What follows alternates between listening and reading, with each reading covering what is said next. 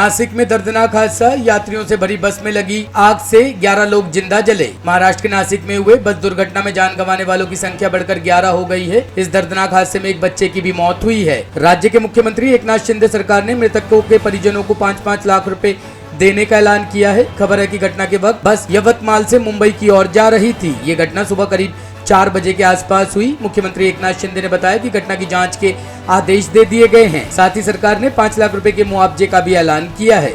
आज यहाँ पर जो नासिक में हुई दुर्घटना, जो हादसा है, बहुत दुर्भाग्यपूर्ण ये दुखद घटना हुई है।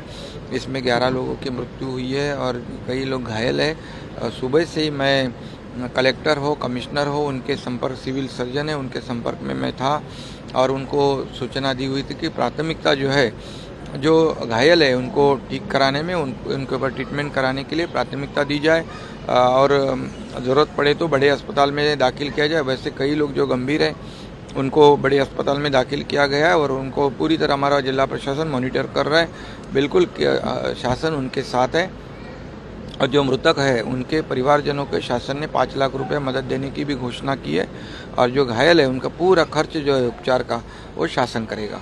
ये बहुत बड़ा हादसा है, दुर्भाग्यपूर्ण दुर्घटना हुई है।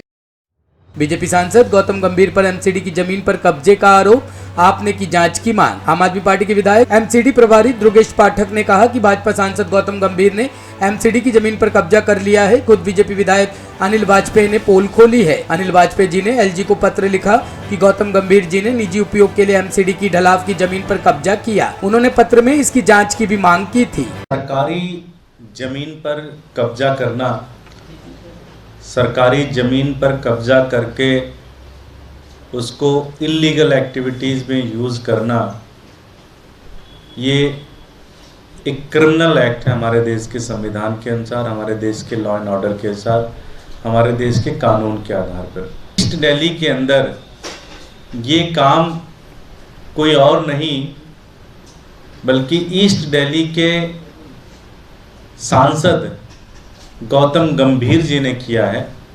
और ऐसा मैं नहीं कह रहा हूँ, ये उनकी ही पार्टी के गांधीनगर के विधायक अनिल वाजपेयी जी ने ये कहा है और उन्होंने ये मांग की है। उन्होंने एलजी से भी मांग की है, उन्होंने और बहुत सारे अधिकारियों को लिखा है कि इसके ऊपर जांच होनी चाहिए, ये कैसे हुआ। वो सारी एक्टिविटी बंद हो गई जिससे पब्लिक एट लार्ज, लोगों को बड़ी दिक्कत हो रही है। गांधीनगर और उसके आसपास के लोगों को काफ़ी दिक्कत हो रही है। वो जगह एक इंडिविजुअल गौतम गंभीर जी और उनके एनजीओ को दे दी जाती है जहां पर वो अपनी बहुत सारी एक्टिविटीज़ वो कर रहे हैं। कोई भी व्यक्ति जब ये सुनेगा तो उसको गुस्सा आएगा, उसको लगेगा कि यार ऐसा क्या हो सकता है कि इंडिविजुअल ज़मीनों को कब्जा किया जा रहा है। गौतम गंभीर साहब इंडिविजुअल ज़मीन को, एमसीडी की जगहों को कब्जा कर रहे हैं, ऐसा अनिल वाजपेयी जी कहते हैं इस पत्र के माध्यम से, जो कि बहुत गलत है। ऐसा नहीं होना चाहिए।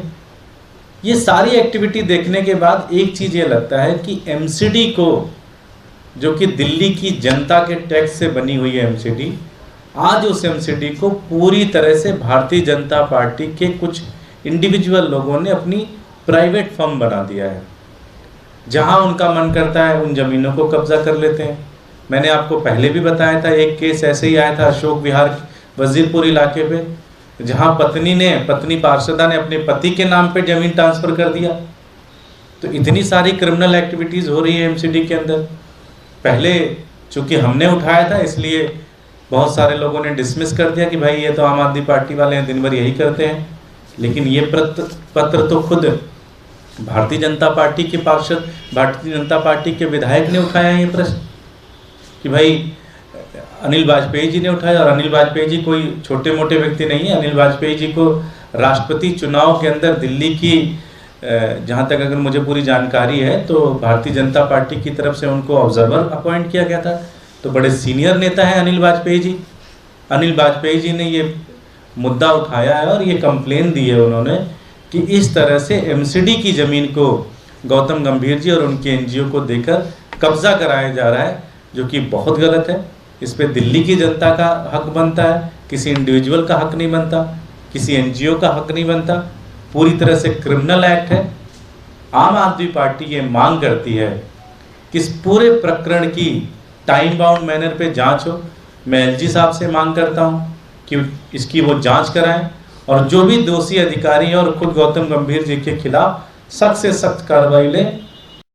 जोधपुर में गैस भरते समय लगी आग, एक के बाद एक कई सिलेंडरों में विस्फोट, 4 की मौत। राजस्थान के जोधपुर में दर्दनाक हादसा हो गया। माता का थाना क्षेत्र में स्थित मगरा पुंजला इलाके में आज दोपहर एक मकान में एक के बाद एक कई जोरदार धमाकों की आवाज सुनाई दी। ये धमाके इतने जोरदार थे कि जिस मकान में धमाके हुए उसके आसपास के घरों में कंपन पैदा हो गई, मानो जैसे भूकंप आया हो। इस घटना के बाद क्षेत्र में दहशत फैल गई। हादसे में 4 लोगों की मौत हो गई, वहीं 16 लोग घायल बताए जा रहे हैं। सभी को अस्पताल में भर्ती कराया गया है। दरअसल मगरा पुंजला इलाके में अवैध गैस रिफिलिंग का काम करने वाले एक शख्स के मकान में एक गैस सिलेंडर में अचानक आग लग गई थी। इसके बाद गैस सिलेंडर अचानक से फट गया। धमाके के बाद एक करीब 4 से 6 सिलेंडर फटने की बात सामने आ रही है। इस हादसे के दौरान घर में एक ही परिवार के 20 लोग मौजूद थे, जिनमें से 4 लोगों की दुखद मौत हो गई, वहीं 16 घायल हुए हैं। ब्यूरो रिपोर्ट, टीम तफ्तीश न्यूज।